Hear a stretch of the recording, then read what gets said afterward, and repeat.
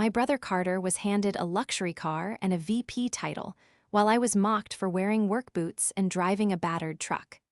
At a family barbecue, he ridiculed my little gardening job, unaware I'd just closed on my third commercial complex. He threw his drink in a rage, but Grandpa's dark laughter changed everything. This is where the story truly begins, and the secrets I've kept for a decade are about to come out in the most explosive way possible. Make sure you're subscribed so you don't miss the fallout. We're curious. Do you have a golden child in your family? Let us know in the comments. I was sitting in the waiting room of the urgent care clinic, the smell of antiseptic and stale coffee turning my stomach, when the text message came through. My hands were trembling, not from fear, but from a mixture of low blood sugar and the searing pain in my lower back. I had just spent 14 hours straight on a job site, overseeing the installation of a massive granite water feature for a tech campus downtown. And I had tweaked a muscle moving a sample slab that an incompetent intern had left in the walkway. I was covered in stone dust. My boots, once high-quality leather, were scuffed and coated in dried mud. My hair was pulled back in a messy, fraying bun, and I probably looked like I hadn't slept in a week, which wasn't far from the truth. I looked down at my phone, the screen cracked in the corner from when I dropped it on a pallet of pavers 2 days ago. The message was from my father, Aaron. Don't be late to the barbecue today. Big news for Carter. Wear something nice for once. Don't embarrass us. I stared at the words, feeling the familiar burn of humiliation rise in my chest. It wasn't the demand to be on time. It was the assumption that my presence was inherently embarrassing.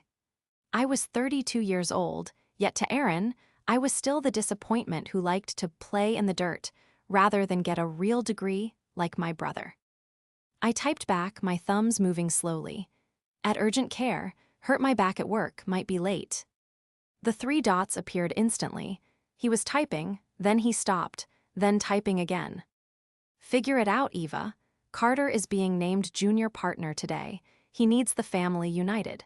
Stop making everything about your struggles. I let the phone drop into my lap, the plastic casing clattering against the hard denim of my work jeans. My struggles. The nurse called my name, Eva, and I stood up, wincing as a spasm shot up my spine. As I hobbled toward the examination room, my phone buzzed again.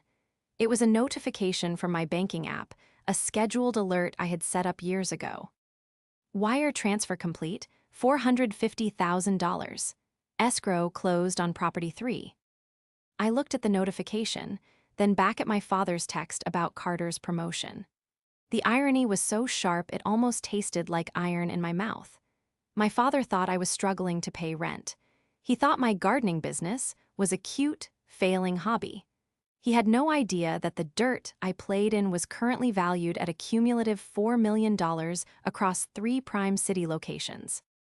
I walked into the exam room, sat on the crinkly paper, and closed my eyes. The pain in my back was throbbing, but it was nothing compared to the hollow ache in my chest. I realized then that no matter what I built, no matter how much concrete I poured or how many skylines I altered, to Aaron and Susan, I would always be the failure in work boots. But today felt different. Today, the balance had shifted, even if they didn't know it yet. I looked at my dusty boots and smiled grimly. Carter was getting a title. I was getting an empire. The betrayal wasn't that they didn't love me. It was that they didn't know me at all. And that was about to become their biggest problem. By the time I pulled my truck into my parents' long, winding driveway, the sun was already high and hot, baking the asphalt. I drove a heavy-duty dually pickup truck, a beast of a vehicle that I needed for hauling equipment and towing trailers. It was scratched, dented, and currently covered in a layer of job site filth. I parked it right next to Carter's gleaming, pearl-white BMW M5. The contrast was almost comical. His car looked like it had never seen a raindrop, let alone a gravel road. It was a symbol of everything our parents valued: pristine, expensive, and flashy. My truck was a symbol of everything they detested: labor, grit, and utility. I checked my reflection in the rearview mirror. I hadn't had time to go home and change. I was still in my dusty jeans and a flannel shirt with a tear in the elbow. I tried to wipe a smudge of grease off my cheek, but only succeeded in smearing it further. Whatever, I whispered to myself, opening the door and sliding down. Let them talk. As I walked toward the backyard, I could hear the laughter, the clinking of expensive crystal glasses, the smell of high-end steaks searing on the grill. It was the sound of my family's world, a World W. Here appearances were currency and silence was the price of admission. I rounded the corner of the house and stopped. The entire patio was filled with people, aunties, uncles, cousins, and a few of Aaron's business associates. At the center of it all was Carter. He was wearing a tailored linen suit that probably cost more than my first car. He held a Scotch glass in one hand and was gesturing wildly with the other, recounting some story that had the circle of relatives laughing obsequiously. My mother, Susan, was standing next to him, beaming. She looked radiant, her hand resting possessively on Carter's shoulder, as if physically anchoring herself to his success. My father, Aaron, was at the grill, but his eyes were on Carter, filled with a pride I had never seen directed at me. Not once. Not when I graduated high school, not when I started my LLC, not even when I landed my first six-figure contract, which I hadn't told them about because I knew they wouldn't believe me anyway. I took a deep breath, steeling myself. The pain in my back was a dull roar now, aided by the muscle relaxant the doctor had given me, but the emotional fatigue was heavier. Eva. The voice cut through the chatter. It was Aunt Linda. She waved me over, her expression a mix of pity and distaste as she scanned my outfit. The conversation circle opened up, and all eyes turned to me. "You made it," Susan said, her smile faltering just a fraction as she took in my dusty boots. "We were worried you wouldn't fit in time to change." "Work ran late," I said, keeping my voice steady, "and I had to stop at the doctor. I hurt my back." "Oh, Eva," Carter said, stepping forward. His voice was smooth, cultured, but laced with that familiar condescension. "Always lifting things too heavy for you. I've told you you should look into a desk job. Dad could probably find you something in the mailroom. Save your back." The group chuckled, a low, polite ripple of laughter at my expense. "I like what I do, Carter," I said, forcing a smile. "I'm sure you do," he said, taking a sip of his drink. "It's very grounded, earthy." He winked at Aaron, who smirked. I felt the heat rise in my cheeks, but I clamped my mouth shut. I reached into my pocket and touched the cold metal of my truck keys. They saw a laborer. They saw a woman who couldn't cut it in the corporate world. They didn't know that the heavy things I was lifting were the foundations of their city's newest luxury districts. And they certainly didn't know about the legal folder tucked under the passenger seat of my truck, the one containing the foreclosure notice on the very building Carter's new office was located in. I was currently negotiating to buy the debt on that property. They had forgotten one crucial thing. When you spend your life looking down on people, you never notice when they start building the ground up to meet you. To understand why that moment in the garden stung so badly, you have to understand the history of the golden child dynamic in our house. It wasn't just that Carter was favored. It was that his success was manufactured while my struggles were ignored. When I was in college, studying landscape architecture and civil engineering, I worked 3 jobs. I waited tables at a diner, I did freelance drafting for a local contractor, and on weekends, I actually did mow lawns to pay for my textbooks. When I asked Aaron for help with my tuition during a particularly tight semester, he gave me a lecture on fiscal responsibility and building character. He told me that handouts create weakness. 6 months later, when Carter crashed his brand new BMW, the one Aaron bought him for his 18th birthday, Aaron didn't just replace the car. He hired a high-priced lawyer to make sure the DUI charge disappeared, costing the family tens of thousands of dollars. When I pointed out the disparity, Susan cried. She told me I was being unsupportive and that Carter was going through a hard time. Carter's hard times always looked remarkably like vacations. Now, standing on the patio, watching him preen, I felt the weight of 10 years of silence. Carter wasn't just spoiled, he was dangerous. He was the kind of man who believed he was born to rule, but had never learned how to lead. So, Carter said, turning his attention back to the group, effectively dismissing me. The new role is going to be challenging, of course. Director of marketing is a big step up from consultant, but Dad knows I have the vision for it. We're thinking of rebranding the entire firm. New logo, new website, new energy. It's going to be fantastic, Susan gushed. You've always had such an eye for style, Carter. We're going to modernize, Aaron added, flipping a steak. The old ways are dying, we need fresh blood. I walked over to a cooler and grabbed a bottle of water, trying to make myself invisible. I noticed Grandpa Arthur sitting in the corner, under the shade of the large oak TR. He was the only one not hovering around Carter. He sat in his wheelchair, a plate of potato salad balanced on his knees, watching the scene with hawk-like intensity. Grandpa Arthur had founded the family business 40 years ago. He was a hard man, a man of few words, and Aaron had forced him into retirement 5 years ago. Since then, the company's profits had stagnated, though Aaron blamed the economy. I walked over to Grandpa. Hey, Grandpa, mind if I sit? He looked up at me, his blue eyes sharp and clear amidst the wrinkles. He looked at my dusty boots, then up to my face. He didn't sneer. He didn't offer pity. He just nodded. Dirt suits you better than bullshit suits them, he grumbled, his voice low and raspy. I stifled a laugh. Be nice. I'm old, he said. I don't have to be nice, I just have to be right. He gestured toward Carter with his fork. Look at him. Peacock. Doesn't know the difference between revenue and profit. Thinks a business card makes him a businessman. He's getting a promotion, I said neutrally. He's getting a title, Grandpa corrected. Aaron is giving him the reins to a horse that's already limping. They think I don't read the quarterly reports just because I don't come into the office anymore. This was news to me. I knew the company wasn't booming, but I didn't know it was struggling. Just then, Carter strolled over to us, his entourage of cousins trailing behind.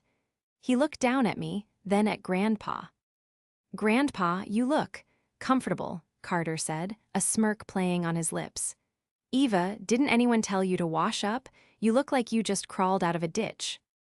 I came straight from a site, Carter, I said, keeping my voice calm. Right, the gardening, he laughed. He leaned in, lowering his voice conspiratorially, though loud enough for everyone to hear.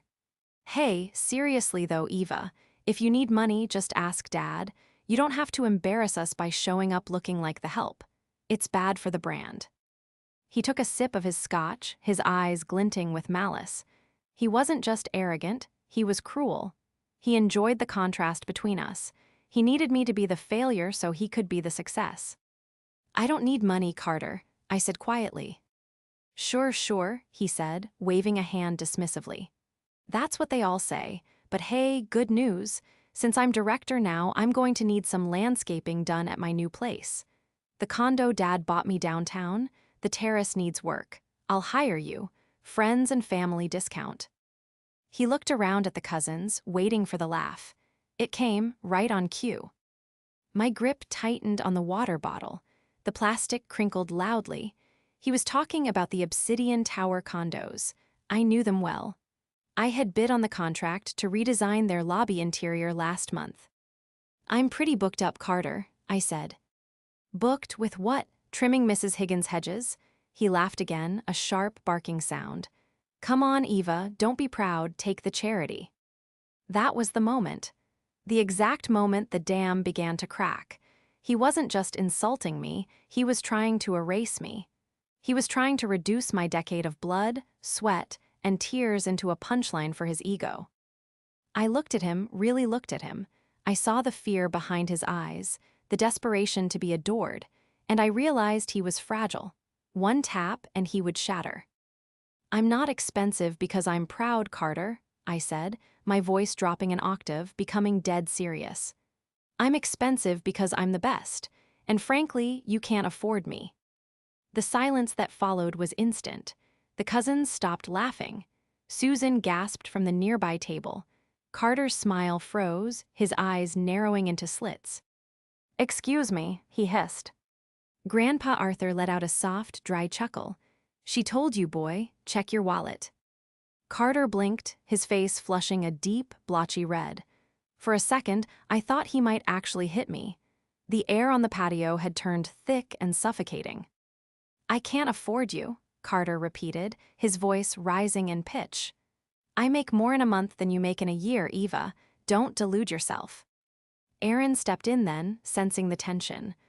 "All right, that's enough," he said, shooting a warning glare at me.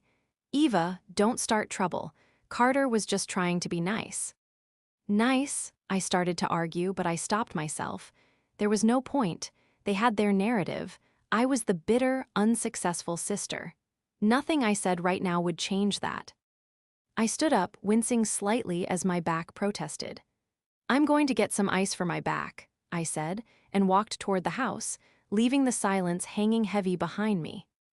As I entered the cool, air-conditioned kitchen, I leaned against the granite island and took a deep breath. My hands were shaking again, this time from adrenaline. I had poked the bear. I pulled out my phone. I had a missed call from my real estate attorney, David. I called him back immediately. "Eva," David's voice was crisp and professional. "We have a situation with the purchase of the debt on the commercial building downtown, the one at 405 West." My heart skipped a beat. 405 West was the building where my father's company and Carter's new office was located. It was a poorly kept secret in the local real estate circles that the building's owner was underwater and looking to liquidate assets quickly. I had been quietly positioning myself to buy the note from the bank for months. "What kind of situation?" I asked, keeping my voice low. "Another bidder sniffed around," David said, "but they backed out when they saw the structural reports. The foundation issues you identified, they scared everyone else off. The bank is ready to sign over the note to you. They just need the wire by Monday morning." I closed my eyes, a wave of relief washing over me. "The wire is already set up, David. Do it." "Excellent. Congratulations, Eva. You're about to own a city block." I hung up, my heart pounding against my ribs. I wasn't just buying a building. I was buying leverage. The building my father rented, the office Carter was so proud of. If the deal went through on Monday, I would technically be their landlord. I looked out the kitchen window.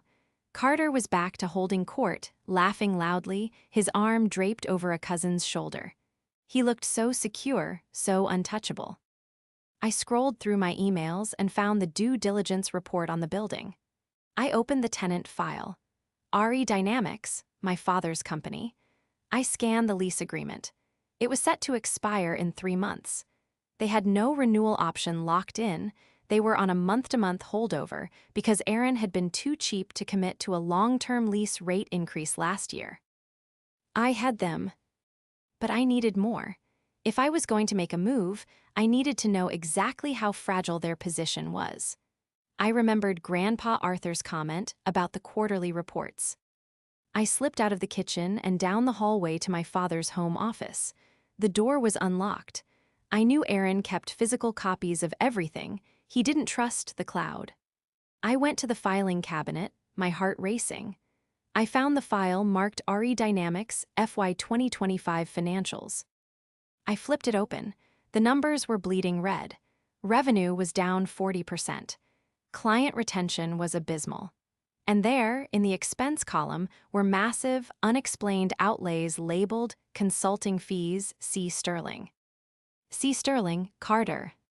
Aaron was funneling company money to Carter under the guise of consulting fees on top of his salary. And looking at the cash flow, the company was barely making payroll.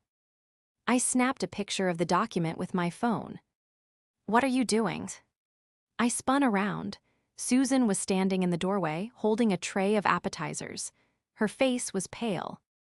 "Mom," I said, quickly sliding the file back into the drawer. "I was just looking for some aspirin." She walked into the room, setting the tray down on the desk with a clatter. In the filing cabinet? She looked at me, her eyes filled with a mix of fear and accusation. You're snooping, Eva. Why can't you just be happy for him? Happy for him? I whispered, the anger bubbling up. Mom, look at this. Dad is draining the company to pay Carter. They're losing money. Stop it, she hissed. You don't understand business, Eva. You dig holes for a living. Leave the finances to your father and brother. I own 3 properties, Mom, I blurted out.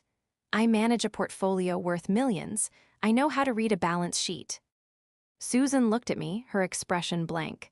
She blinked once, twice. Then she shook her head, a sad, pitying smile forming on her lips.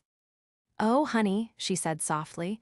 You don't have to lie to me. I know things are hard, but making up stories. It worries me. She didn't believe me. She literally could not conceive of a reality where I was successful. Come outside, she said, her voice firm again, and apologize to your brother. You upset him. I stared at her. The gaslighting was so complete, so absolute, it was almost impressive. Okay, I said, my voice cold. I'll come out. I didn't need her to believe me. I had the photos. I had the bank confirmation. And on Monday, I would have the deed. I walked back out to the patio. The sun was beginning to set, casting long shadows across the manicured lawn. The atmosphere had shifted. The party was winding down, and people were settling into their chairs for coffee and dessert. Carter was sitting at the head of the main table, looking like a king on his throne. Aaron was next to him, lighting a cigar. Ah, she returns, Carter announced as I approached. Found some ice, or were you crying in the bathroom? A few cousins snickered. I didn't sit down. I stood at the end of the table, my hands clasped behind my back to hide the tremor. Actually, Carter, I said, my voice projecting clearly across the yard. I was on the phone with my attorney. Aaron frowned, taking the cigar out of his M. Outh, attorney, what kind of trouble are you in now, Eva? No trouble, Dad, just closing a deal. Carter rolled his eyes. Buying a new lawnmower, did you need a payment plan? I'm buying the note on 405 West, I said. The silence was instant. It wasn't the polite silence from before. It was the silence of confusion. Aaron froze. What did you say? 405 West, I repeated, enunciating every syllable. The building where your office is located. The bank accepted my offer this morning. As of Monday, I'll be the new owner of the debt. Aaron laughed. It was a nervous, incredulous sound. That's a commercial building, Eva. It's worth millions. You can't even afford rent on a decent apartment. I own my apartment, I said calmly, and the duplex on 4th Street, and the warehouse district renovation project, and now you're building. Carter slammed his glass down. Bullshit, you're lying. You're just jealous because I'm a partner now and you're nothing.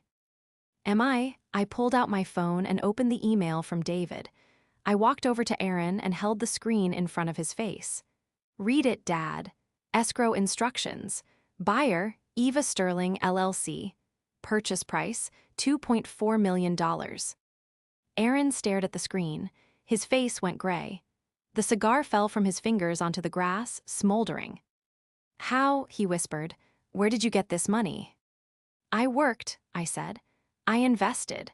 I built my business while you were busy buying Carter BMWs and paying his legal fees. You can't do this, Carter stammered, standing up. He looked panicked. That's my building, my new office is there. It's a building with significant foundation issues, I said, looking directly at Carter. Which is why the previous owner was selling. Issues that, as the new landlord, I will need to address. Which means the building will likely be condemned for renovations for at least 6 months. Condemned, Aaron choked out. We have a business to run, you can't just shut us down.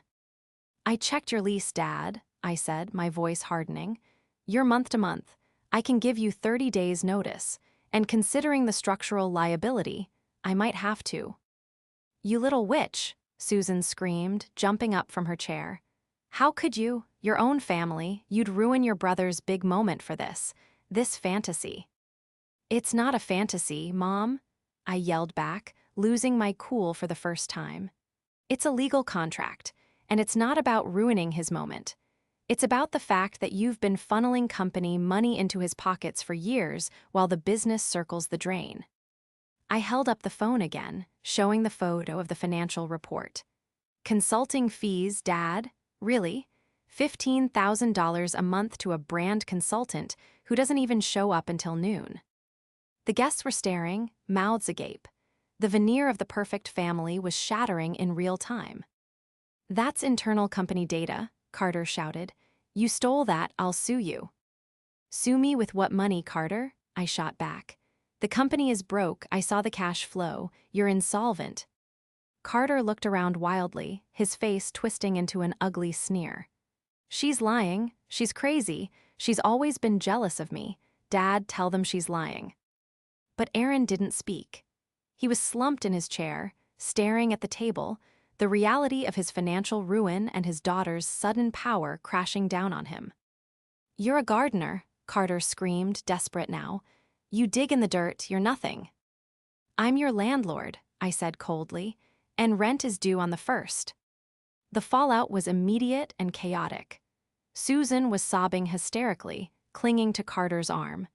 The guests were hurriedly gathering their things, muttering excuses about needing to leave. It was a mass exodus. Carter, realizing his director title was currently meaningless if there was no office to direct from, tried a different tactic. He lunged across the table. "You think you're so smart," he spat, his face inches from mine. "You think you can just buy us out. Dad built this company, it's his legacy, it's my legacy." "It's a failing legacy, Carter," I said, not backing down. "And you're the one who drained it."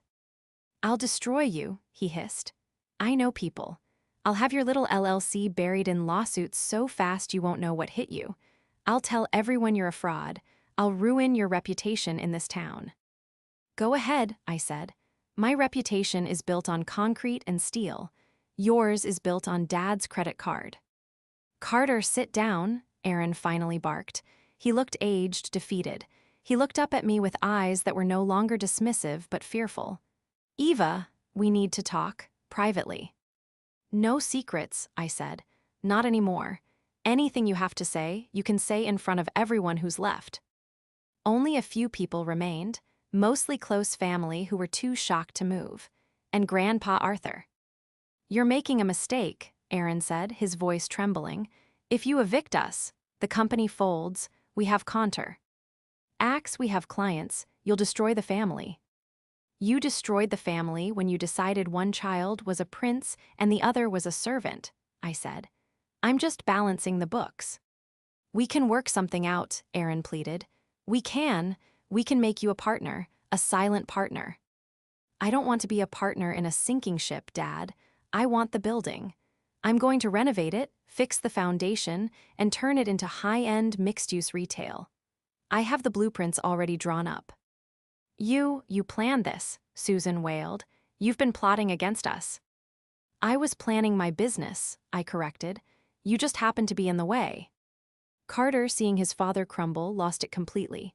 "I'm not leaving. That's my office. I have my things there. I have. He stopped, his eyes darting side to side. I caught the look, panic, real panic. "What do you have there, Carter?" I asked, my intuition flaring. "What's in the office that you're so afraid of me finding?" "Nothing," he shouted too quickly. "Just personal effects." I looked at him and suddenly pieces started to click. The consulting fees, the debt, the desperation. "You're hiding something else," I said slowly. "It's not just the salary, is it? What else have you been doing with the company accounts?" "Shut up." Carter grabbed his empty glass and hurled it. It shattered against the stone patio pavers near my feet, shards of crystal exploding outward. "Carter," Susan shrieked. "She's a liar," Carter screamed, his veins bulging in his neck. "She's trying to steal everything from me. I'm the heir, me." He was unraveling. The polished, golden boy was gone, replaced by a frightened, violent child. "I'm calling the police," Aunt Linda whispered from the corner, clutching her purse. "No police," Aaron shouted. "We handle this as a family." Family, I laughed, a bitter, sharp sound. Now we're family, when you need me to save you from him. I pointed at Carter. He's not protecting the company, Dad. He's protecting himself. I'm going to audit the building's books the moment I take possession. Every invoice, every expense. Carter turned white. You can't, tenant privacy. Not if I suspect criminal activity on my property, I said, and I suspect plenty. That was the nail in the coffin. Carter looked at Aaron, pleading silently. But Aaron was staring at his son, seeing the fear, the guilt, the sheer terror in his eyes. And for the first time, Aaron looked like he was actually seeing Carter. Carter, Aaron said slowly, what did you do? Nothing, Carter sobbed. I borrowed some against the future receivables to pay off the cards. I was going to put it back. Borrowed against receivables?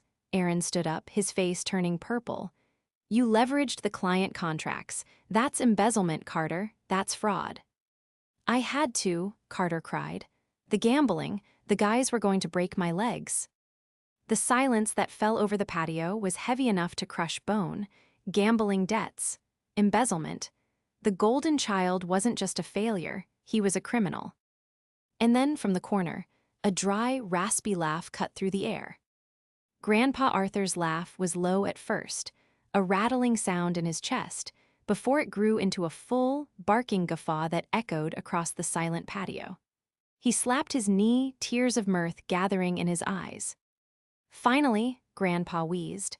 The truth comes out. I've been waiting 5 years for this moment. Everyone turned to him. Carter was sobbing into his hands. Susan was frozen in shock. Aaron looked like he'd been punched in the gut. Dad, Aaron whispered, you find this funny. Funny, Grandpa wheeled himself forward, his face suddenly serious, the laughter vanishing as quickly as it had come. I find it inevitable, Aaron. You built a house of cards on a foundation of sand, and you're surprised it collapsed. I told you not to hand him the keys. I told you the boy had no spine. He turned his sharp blue eyes on Carter. Gambling debts, leveraging contracts, you're not a businessman, son, you're a liability. I can fix it, Carter blubbered. I just need a loan. Grandpa, you have money, you can help me. Help you? Grandpa scoffed. I wouldn't give you a dime to buy a gumball. You think I didn't know? You think I'm just a senile old man in the corner. He reached into the side pocket of his wheelchair and pulled out a thick, folded document. He tossed it onto the table. It landed with a heavy thwack. That, Grandpa said, pointing a gnarled finger at the document, is the trust amendment I signed 6 months ago. The one where I removed you, Carter, and you, Aaron, as the beneficiaries of my estate. Aaron gasped, What's Dad, you can't, the company, the legacy. The company is dead, Grandpa said bluntly. You killed it, and the legacy is sitting right there. He pointed at me. Eva, Susan whispered. She's the only one of you wit. Any sense? Grandpa said, looking at me with a mixture of pride and something softer. She didn't ask for handouts. She didn't whine. She built something real. While you were playing pretend executive, she was out there pouring concrete. He looked back at Aaron. I've been watching her, Aaron. I know about the properties. I know about the LLC. I even know about the time she paid for your anniversary dinner anonymously because your credit card was declined and you didn't want Susan to know. My eyes widened. I hadn't known he knew that. Eva is the beneficiary, Grandpa announced. Everything. The remaining stocks, the land in the county, the personal accounts, it all goes to her. No, Carter screamed, lunging for the document. That's mine, it's not fair. Grandpa slammed his hand down on the table, faster than I thought possible, pinning the document. Fair? You want fair? Fair is working for what you get. Fair is consequences. He looked at me. Eva, you own the debt on the building. Yes, Grandpa, I said, my voice steady. Good, he nodded. Foreclose on them, evict them, burn it down if you have to, but don't you dare bail them out. That's my only condition. I looked at my father. He wasn't looking at me. He was looking at the ground, a broken man. The illusion of his perfect son and his successful business had been stripped away in the span of 10 minutes. "It's over, Dad," I said softly. "The enabling stops today."